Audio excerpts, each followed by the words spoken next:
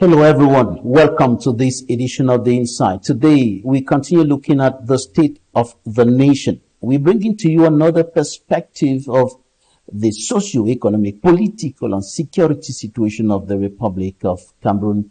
We are looking at the democratic and institutional move of the country with the introduction or reintroduction of the post of vice president in the country's administrative mechanism, plus the implementation of President Paul Biya's directives concerning women and youths. He announced that his current mandate is a mandate for women and youths. And we are looking at the implementation of this announcement and the concrete results that could flow from the action of bringing women and young people to the fore to take active participation, even at the top of the nation, in the management of public affairs. And we're bringing to you an analysis of all these issues in this edition of the program. Meet our guests in some few seconds.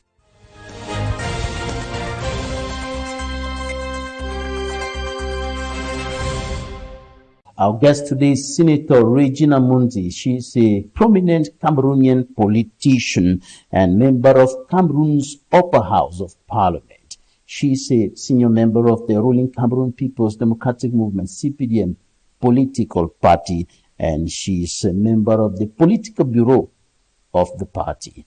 Thank you, Madam the Senator, for joining us today. Thank you for inviting me. How are you today? Wonderful. Great to meet you again. Thank you. Right. Let's begin by looking at the state of the nation. What do you think about the actual situation of Cameroon today? When you look at the Republic of Cameroon today, what comes to your mind? Well, the Republic of Cameroon, like any other nation, we live always in expectation of having more.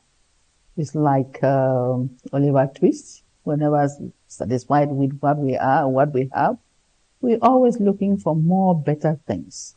And there are opportunities for us to have better things in all directions in the area of our democratic institutions, in the area of social development, economic development. We are always looking for more, and it is good because everybody is awake. We are looking for better things for the future. And I think at this point in time, there's a lot of expectation in the air since the presidential elections took place, and we have more elections coming in. So people are very sensitive now. But on the whole, I would say we are on an optimistic position. Right. Before we go forward to get some details about your analysis concerning the state of the nation, let's have your thoughts about some of your peers in Parliament who have passed on. We've had in recent times a series of deaths at the level of the National Assembly and the Senate. The former Senate President, Marcelina Dufenji, is no more. The former House Speaker, Kabaye Gijibril, is no more. And a series of others who have passed on. Well, it's very unfortunate, and we've been very saddened about these deaths. You know, Honorable His Excellency Nyat Marcel Dufenji was the pioneer president of the Senate, and his passing away has touched us very significantly because he laid the foundation stone for the Senate. And all of us got to know him in a very personal way because he was a down-to-earth person with us at the Senate. And the foundation that he laid for the Senate was a strong foundation, and I believe that the Senate will continue to grow on that foundation. Well, for the President of the National Assembly, it's again a very unfortunate that the two of them had to go at the same time. But then there's an African proverb which says, Death does not knock at the door. It just comes in. So nobody has the power to predict when his death is going to come. Other senators have gone ahead. In fact, I was just thinking in my head, I said, ooh, what a wonderful welcome would Mr. Jifenji have in heaven when he gets there. There'll be several senators there to receive him, to say welcome. And the same for the President of the National Assembly. It's a way for everybody, and we just have to await our time. And the most important thing is that as we are here on earth, we understand that we are on mission, doing God's work, serving other people. And when the day comes, when death barges into our room, we just have to stay here and take off. They served the nation for several years. Like you indicated earlier, Massimilian Benji was the very first Senate president. Yes. And at the level of the National Assembly, Honorable Kawayegi Jibril served in the capacity of House Speaker for several decades, about 4 decades or so. And they served in that capacity for the period of time that they were there. Now, what do you tell those who are saying that they failed the nation in their duties, that they didn't have to resolve some of the problems in the country, in terms of the laws of the land, in terms of, for example, the Anglophone crisis that was never brought to Parliament to be discussed, like included on the agenda to be discussed. So some people, some Cameroonians are looking at all these things and looking at even the democratic progress of the country and saying that they failed the nation. Well, you see, I don't think that we can judge their service to the nation based on the Anglophone crisis. The Parliament works in a specific way. Things don't just come on the floor at random for discussion. There is a procedure for bringing matters to the floor. And I do not think that the President of the Senate or the President of the National Assembly had the power to bring that problem on the floor for discussion. I know that in several occasions, this matter came up, and not coming up as a law, or discussing it as a bill, but for some discussion concerning security. And there were times when the security boss, there was a time when the Minister of Territorial Administration was in Parliament, was convened to come to the Senate to talk about the security of the Northwest and the Southwest. In fact, even including the North, with the Boko Haram issues there. But to hook it on these two people and say, no, they failed the nation. No, I would really, honestly, I would not say that, because they had served the nation in many ways. Nyan Jifenji had a long history. His career didn't start in the Senate, and neither did the career of the President of the National Assembly start in the Senate. In the National Assembly. Yes, his career didn't start in the Senate. I mean, in the National Assembly. Yeah, he had other things to do before coming to the National Assembly. Well, you see, these people have always said that, oh, this thing has never come to the Senate and so on in Parliament, implying that even the parliamentarians are just sitting there and not doing anything about the crisis. No, that is not true. When bills have to come to Parliament, now it comes as a bill, and parliamentarians have to examine that bill.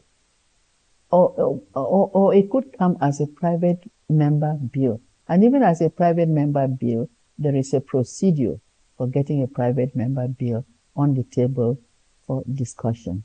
But I can tell you here that these two presidents who have just gone ahead, may their souls rest in perfect peace, because they have really worked, and the parliamentarians They have all, each and every one of them, in their own different scope and sphere of activity, have really been doing their best to see into this Anglophone crisis, to see the solutions that could be brought to end the situation in the Northwest and the Southwest regions.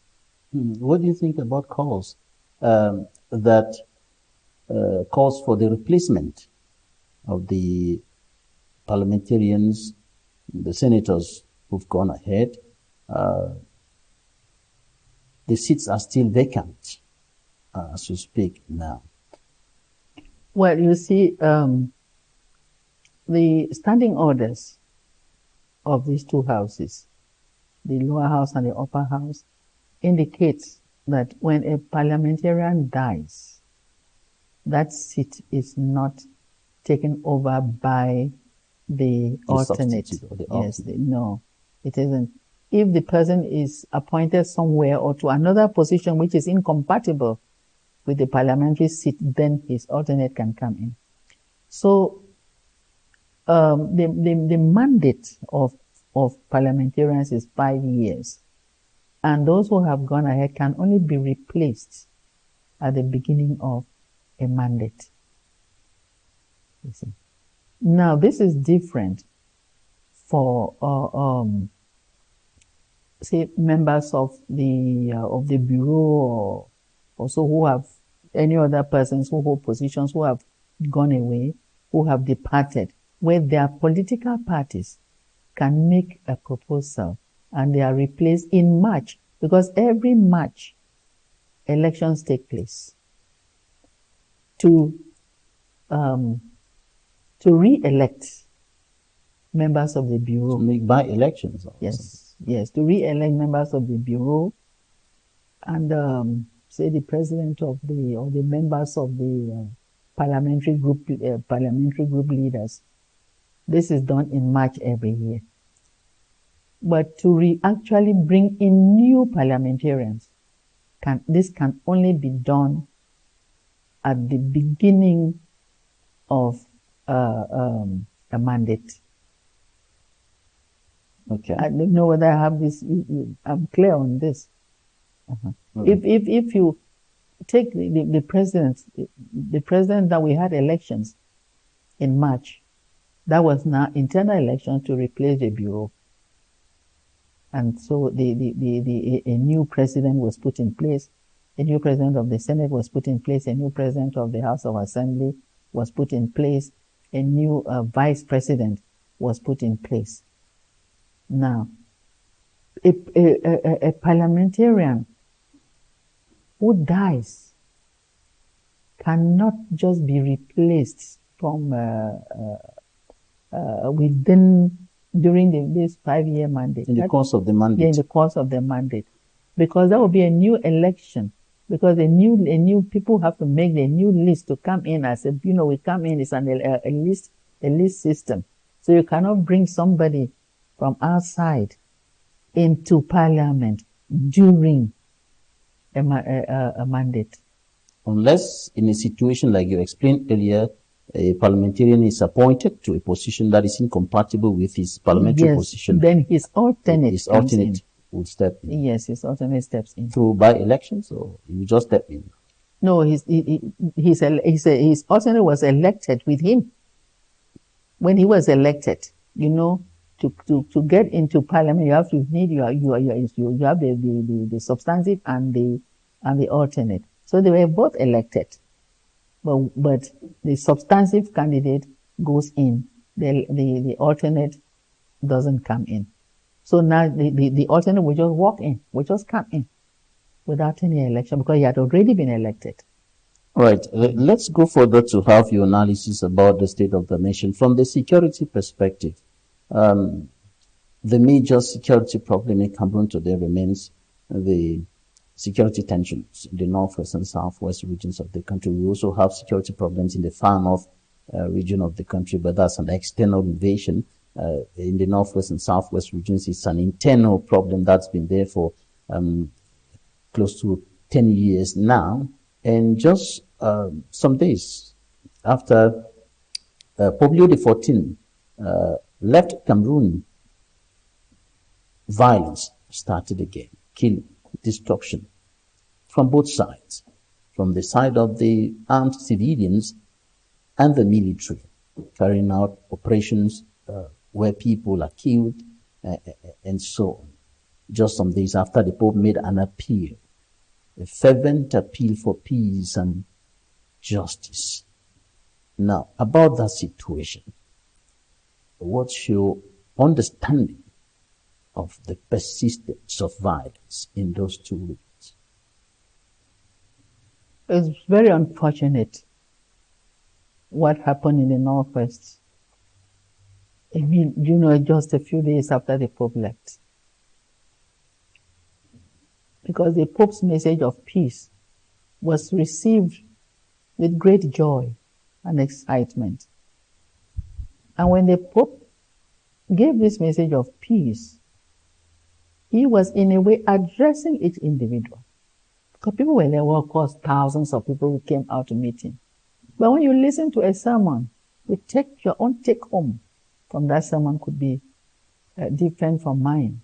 But the Pope consistently gave out this message of peace. Now, how did we receive this message? It would appear that everybody did not have that same understanding of what peace is. But actually, let me congratulate the journalists for spreading the Pope's message of peace. That message has gone far and wide. Even on local radios, the message has gone wide. Yes, but then what happened? It means that the radicalized individuals have not gotten this message, or they do not want to have peace. So what is it? What do we want? What do we in the Northwest and the South? What do we want before we can have our lives go back to normal? Now then you ask yourself the question, are these people who constantly stir up trouble and kill people, are they actually fighting a political war? Or these are now just bandits who want to make gain for themselves? Actually, in Bamenda recently, it was not just a matter of killings. The whole caterpillar was burnt down. People were kidnapped. And actually, military people were killed. So, you ask yourself, what is it? What do we want? When we talk about peace, each individual in the region, in these two regions, has got to think about it. How do you take this message of peace? Are we together? Are we each other's keeper in our regions? Do we want to grab what does not belong to us? Because this is part of the problem that we have now. People want to take what don't belong to them. You want to take money. You want to kidnap people and collect money because you want to get rich overnight. Even to bury somebody.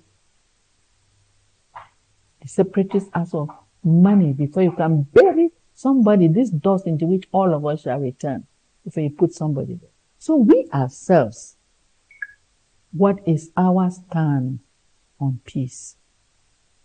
I think that the killings in the Northwest and the Southwest regions has reached a proportion, has reached a limit where people's lives is just taken to look like somebody killing fowls. One more death, either of the military or of the Amber boys, is too much. It's too much. Whenever a military person dies, is killed, that's somebody's husband, somebody's son. When a number dies, it's somebody's son, could be somebody's husband. And believe me or not, whether who died, every human life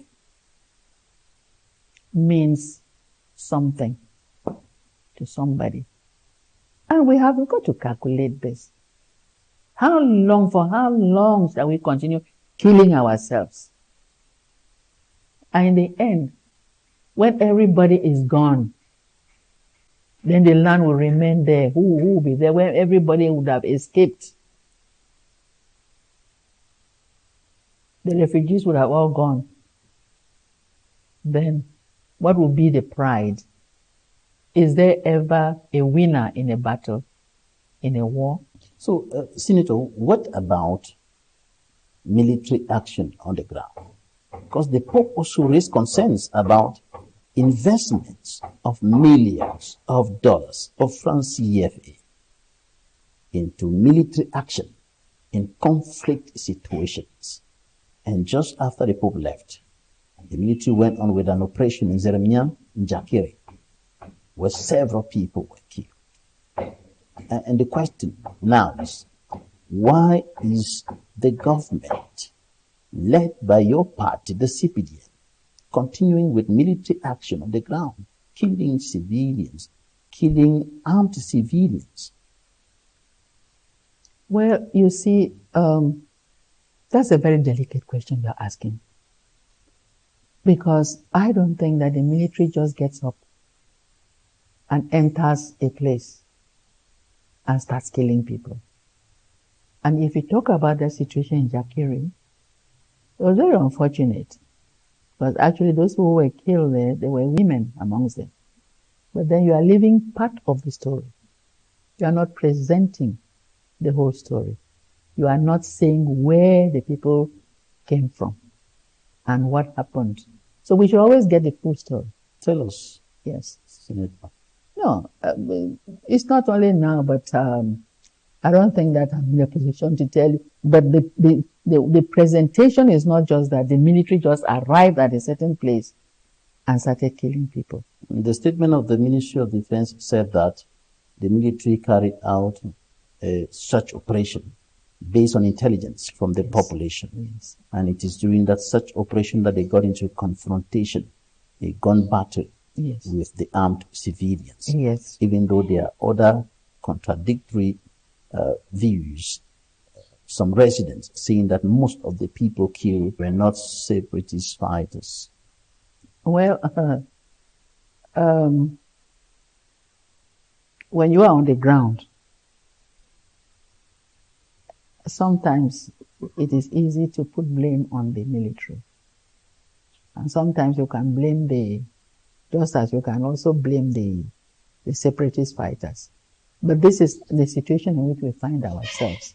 Should we be in this situation? Why are we in this situation? Why can't we stop ourselves and say, no, enough is enough?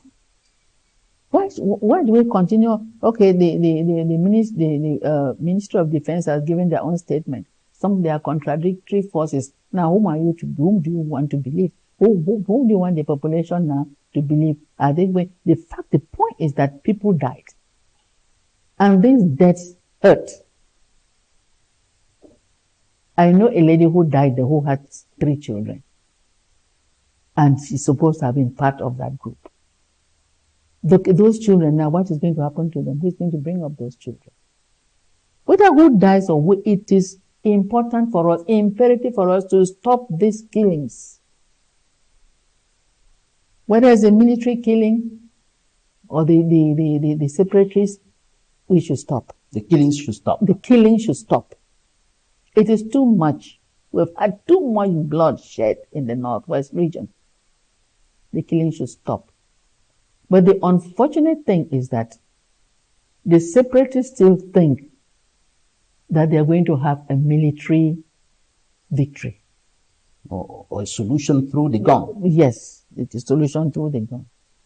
And the military also still think that they will have a solution through the gun. There is a gun that will make the separatists to give up. Okay, now the separatists fighters refuse to go to the DDR center. Some of them have gone, some of them have refused to go there. And you are not going to catch them by force and put them there. So they continue to harass the population. The military is on this side. So where are we? The civilian is caught in the middle. And this has to come to a stop. People have suffered enough.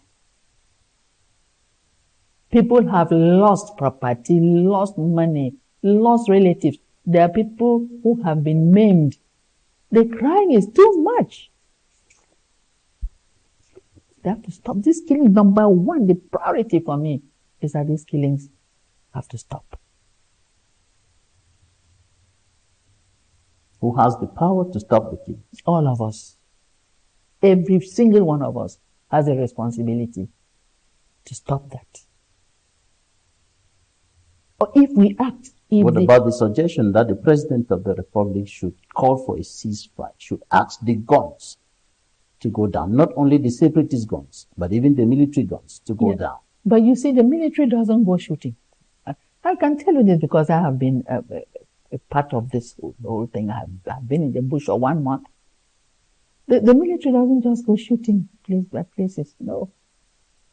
And if the military too hadn't been there, believe me, I don't know what would have also happened to the population. People who want to rule, you have 5 presidents. So you ask yourself, wow, are these people just looking for positioning, or is it a fight of positioning, or really a fight to bring some political realization, to have this state called Ambazonia, or supposedly to be called Ambazonia? You see, for me, I see there's a lot of things there on the table, and I don't think I'm very qualified to talk about releasing the people from the who are in detention. Who are in detention, because number one, when they were in detention, there must have been some reasons for them to be in detention, and I think the president is well advised on that. And if he would at any point feel that that is the best thing to do and bring them out, certainly we'll give him the support that these people would need to come out from detention. And because what we want now is this, let there be calm. Let children go back to school. Let this ghost town stop. Because if we continue like this, we are just getting ourselves further and further into the pit. Whatever is happening, what is certain, and what, if not everybody, at least most people will agree, is that the killings have to stop. Yes. There is no reason for people to be killed here and there, whether they are civilians or they are soldiers. There is no reason. The right to life is non-negotiable. Yes. Let's go to the newsstands and look at what the newspapers reported this week. And after the press review, we're coming back to analyze other aspects of the state of the nation. Stay with us.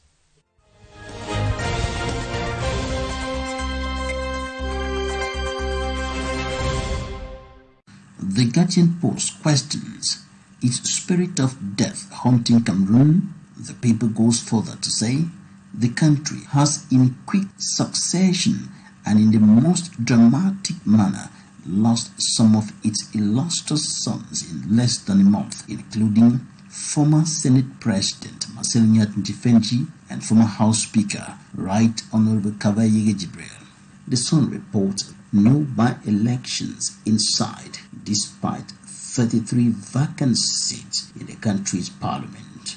In an exclusive interview granted to the Median, Dr. Joachim Are says Cameroon needs a tested unifier and team player for the post of vice president. In another article, the Median puts forth the question, regulating gold mining in the East region. Can Callisto succeed where others failed? The interim Minister of Mines, Industry and Technological Development last week embarked on a commando mission to halt the activities of some illegal gold miners in the East region.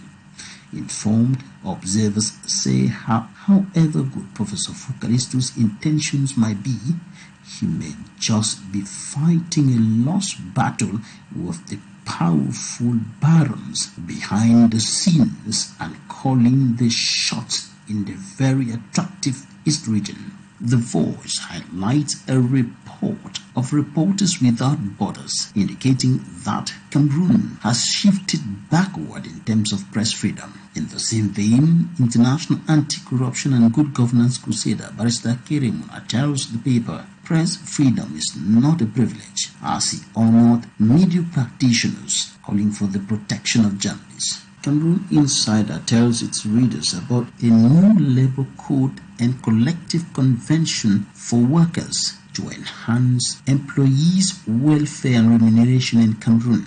And the information was disclosed during the last Labour Day by the Minister of Labour and Social Security, Greg Rowena. And the Post reports the allocation of 13 billion francs CFA for Cameroon's combined general census. According to Cameroon Tribune, it emerged at the last cabinet meeting that there is still much work to be done for the implementation of President Paul Biya's import substitution policy. Southwest chiefs are in disarray over a 3 million francs CFA gift from House Speaker Honorable Dato Theodore, as reported by Nous.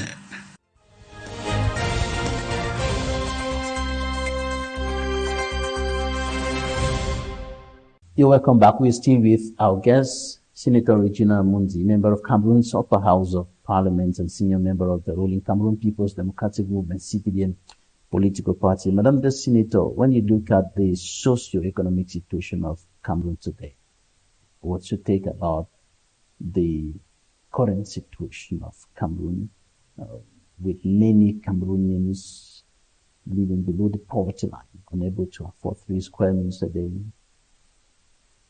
Violence on the streets everywhere, apart from the violence in the crisis regions.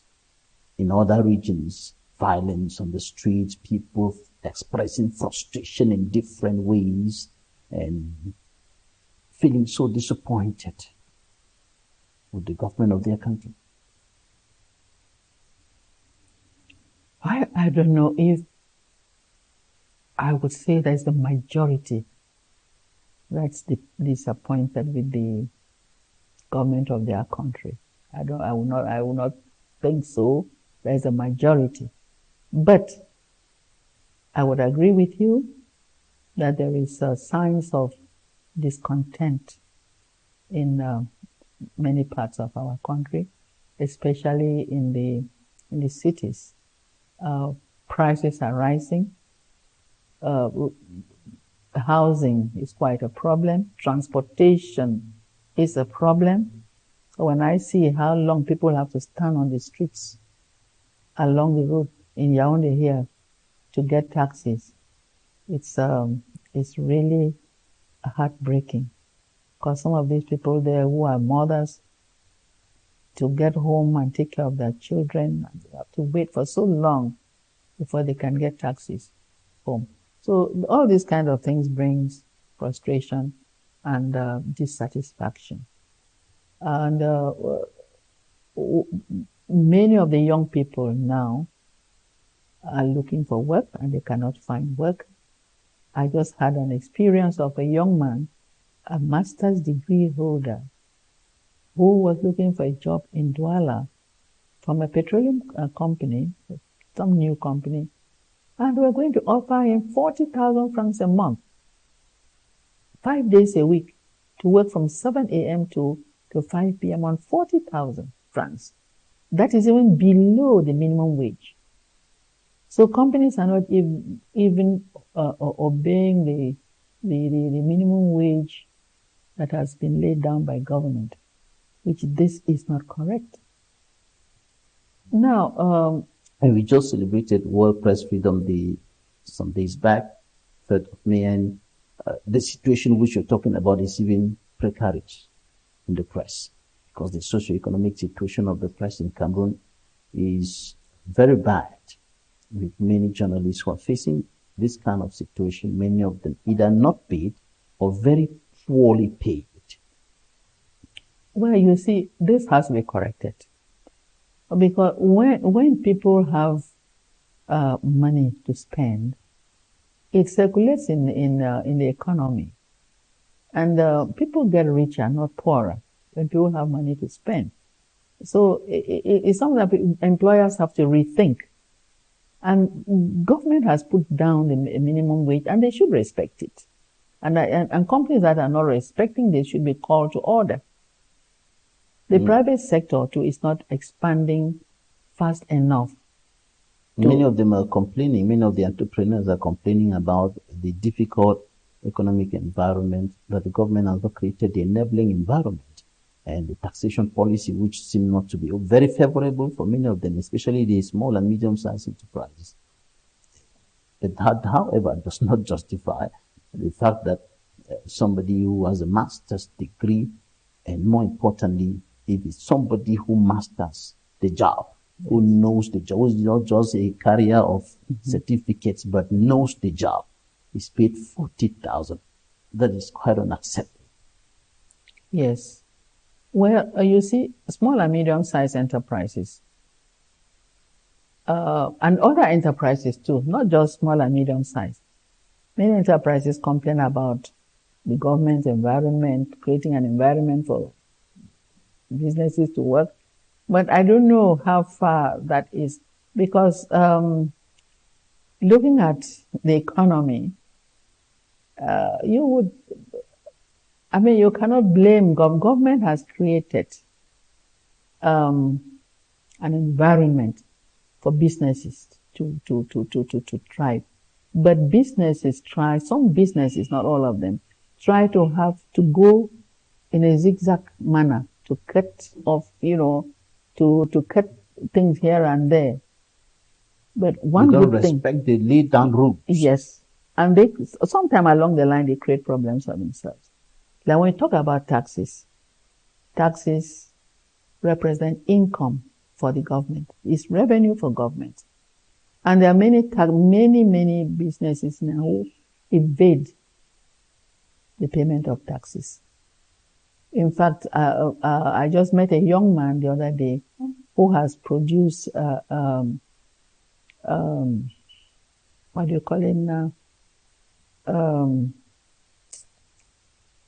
On computer, on the internet, not internet, on the software. A software, that's the word I'm looking for.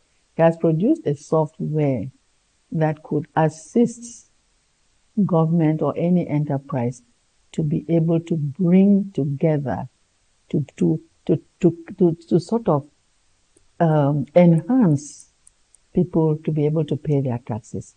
So every activity now would be receipted, and that receipt will show up somewhere. That is why in other countries where this activity takes place, a business will pay its taxes. You cannot say I did not do any sales, because this is a situation that a man can have a shop, he can have a sale of 1 million a day, but he proved to the taxation people that he didn't sell anything, even 50,000 francs a day. So he pays no taxes on his income. And this is a problem too for government. You see, I'm speaking now. Transparency and traceability. Yes. In tax revenue collection. Yes, we should have that. When we're expecting government to do this, to have hospitals, schools, roads, and so on, and then we are not paying taxes. What do we expect government? How is government going to function? Pay salaries. And then especially when it comes down to people who are not working but earning salaries, or people who are earning 2 salaries, these two are all leakages for government. But by and large, entrepreneurs and businesses, they need encouragement. They need support. Support in not only financial support, but incentives. And educational support. For example, somebody wants to be a poultry, you want to open a poultry. Do you know how to open that? Do you know what to do? Is there a training for that poultry farmer? You see, training, you should have periodical training for young people or even old people who have gone on retirement and they want to do things for themselves. We should have that kind of a situation where people are constantly being trained on what to do. That will help. So when I look at this, I say, okay, we have the short term, the very short term, the medium term, and the long term situation for us, or for the head of state, to have his pronouncement here become a reality, not just a slogan. Not just a slogan. Yes, but of course, in the very short run, the first vice president of the Senate was just elected in March, a woman. She's a diplomat. She had been a diplomat before coming to the Senate. That was a very good thing. I mean, the first vice president of the Senate is a very high position. And having a woman there, we're all very excited about it. That's a very short term. But you see, this will come on gradually. But now we have elections coming. The head of state will want to see women in elected positions, want to see women in governance, want to see women and youth in decision-making positions. Yes. And let me tell you, there are many qualified women in this country. I used to teach, and sometimes you will find in a class of, say, 30 students, you'll find that the first 5 are girls. In the GCE, you'll find that in a school where you have 100%, the first 5 or so having A levels, and that you can have the first 5 because the A has different points. You have different points to be given an A. You find girls. There are girls in this country who are intellectually very strong, very powerful. And there are also many of them who are out of the country doing great things. Yes. In big multinationals. Yes. In other countries. In the sciences and so on. Now, so looking at the current administrative situation of Cameroon, the president, from the president through the vice president, that is not yet that position is not yet filled, coming down to the president of the Senate, the president of the National Assembly, down to the Social and Economic Council, and of course to the Prime Ministry, Supreme Court, and all those institutions. There is no woman there. Now the president is likely to appoint a vice president after the bill that was tabled in Parliament, adopted by parliamentarians, and promulgated into law by the president. Do you think a woman should fill that position? Well, I cannot say. That is the president's prerogative. And you see, filling that position is not going to be, the gender is not going to be status, because this is the place where SDOs and district officers are trained. So if we are looking forward to having female governors and SDOs, they have got to go to ENAM. And then we want to see someday that there should be a quota to say that for each entry into ENAM for civil administrators, so many of them must be women. I want to see more women going to the police force, more women going to into EMIR, so they can come out someday and become generals. We don't yet have a female general, but let us not look back. I want us to project ourselves ahead. We had one female SDO who has gone, I think, on retirement. So right now there's no other SDO. I don't think there's any female SDO now. But these are the people who impact, the direct impact the lives of of society. That is where my attention is. Let us get into those professional schools. How many women are going to get into ERIG? That's a school training diplomats. So there should be some, I hope that the president's pronouncement here would make the directors of these institutions to create a window for more women to get into these schools, into ENAM, into EMEAC, into the police school, into the wherever, in all these professional schools. So we are now getting these children, these girls now, preparing them for the future. Otherwise, we're only concentrating now on, they have to be in this big post and in this big post. Again, we are going to lose track. So that tomorrow again we'll be crying. It will be the same story. But now is the time to follow up with what the head of state has said now about having youths and women. Let us get the women of the young girls. Let them know that the playing field is not very smooth sometimes. Because the boys are also there. They are young people. You have these girls who can be young and female. So everybody is on that field and they must be prepared now to face the challenges. You see, and nobody is going to come and hand a woman the position of an SDO just because she's a woman. No. She must have had the training. You must work hard. Yes. You must not avoid the process. Yes. The process of training and preparation. Yes, exactly. You mentioned generals. There is not yet a female general in Cameroon as of now. We just want to seize that opportunity to extend our condolences to the family of General Philippe Pai, who died in the military hospital as a result of ill health. Wow. May his soul rest in peace. Wow. Right, before we go, we just want you, Madam the Senator, to look at this camera and address the women, in particular, the women. And I'm talking about women, because many of them, it's quite unfortunate that many of them are shifting backward. Many of them seem not to be ready to come to the fore, to step out, to be bold, to be courageous, to take up responsibility, to speak out, even on very trivial issues. I wanted to send a word to those women.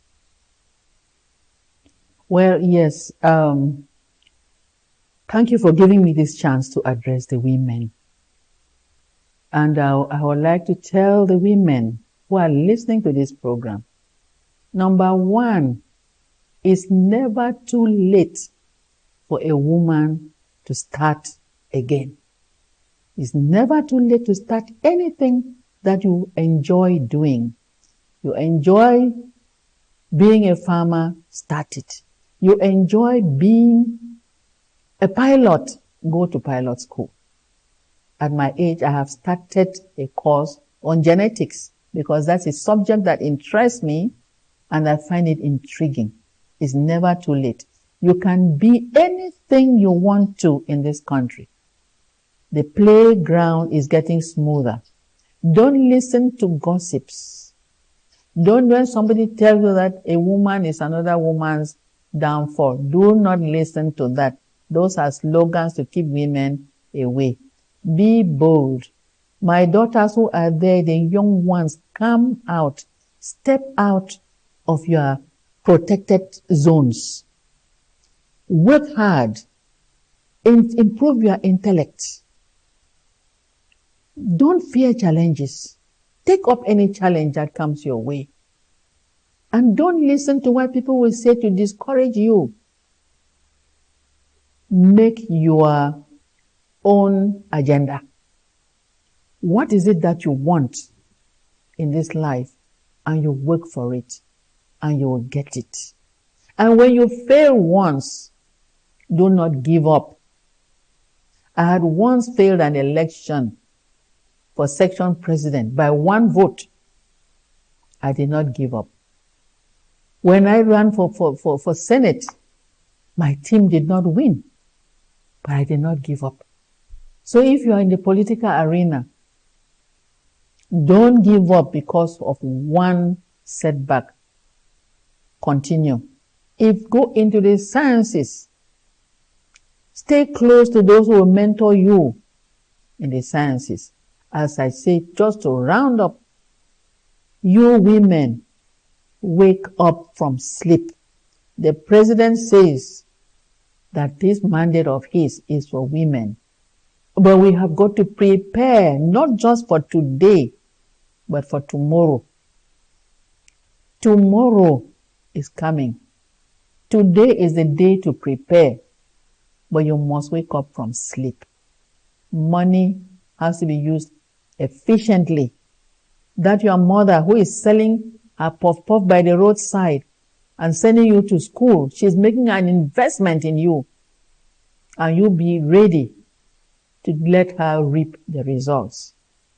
And no work is small for anybody. Keep it up. Keep up what you have been doing. Work hard, study hard, and also pray hard. Stay close to your God. That is all I can tell you now. Right. Thank you very much. You said you started a course in genetics. Yes. At the age of 83. 83 now. Yes. I wanted our viewers to get that. At the age of 83, you have started a course in genetics. Yes, I'm doing it online. You're never too old to learn. Yes. You're never too old to learn. Right.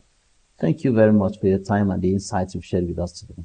Thank you very much for being your guest. Thanks, ladies and gentlemen, for staying with us. That's it for today. God bless Cameroon. God bless Africa. Goodbye.